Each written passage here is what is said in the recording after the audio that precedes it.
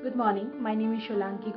I am from Bangalore, India, and I am a history teacher at Abhishek coaching.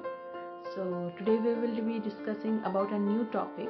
The topic will be nomadic empires for grade 11, and this is for the CBSE board. So let's start the topic. So the nomadic empires. This is a very interesting chapter. Can anybody understood what is the meaning of nomadic and what is the meaning of empires? So the meaning of nomads are a member of a people that travels from one place to another place. They are called nomads. And what is the meaning of empires? It is a sovereign state. So the nomadic empires, here you can see the term nomadic empire can be contradictory, because nomad means they are moving each place to another place, but here empires mean a sovereign country.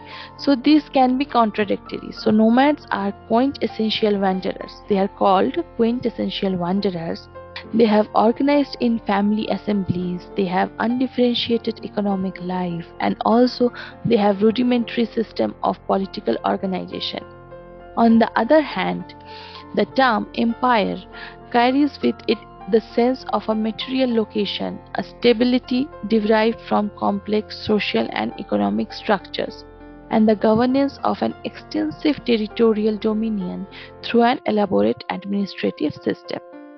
So now we can understand what is nomadic empire. So now we'll move to this. So this chapter studies the manner in which the Mongols under Genghis Khan adapted their traditional social and political customs to create a fearsome military machine and a sophisticated method of governance. Now we'll move to the what are the sources of nomadic empires. Anybody can tell me what are the sources? So the major sources for understanding nomadic empire history include chronicles, travelogue, and the city-based literature. The steppe dwellers did not produce any literary works of any kind by themselves. As a result, some authors have distorted and misrepresented the nomadic lifestyle. Here you can see the sources.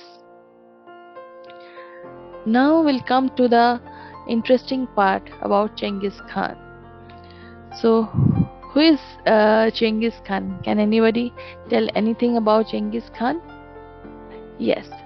So, Genghis Khan was the founder and the first great Khan of the Mongol Empire, which became the largest contiguous empire in the history after his death. He became to power by uniting many of the nomadic tribes of the Mongol steppe and being proclaimed the universal ruler of the Mongols, or Genghis Khan.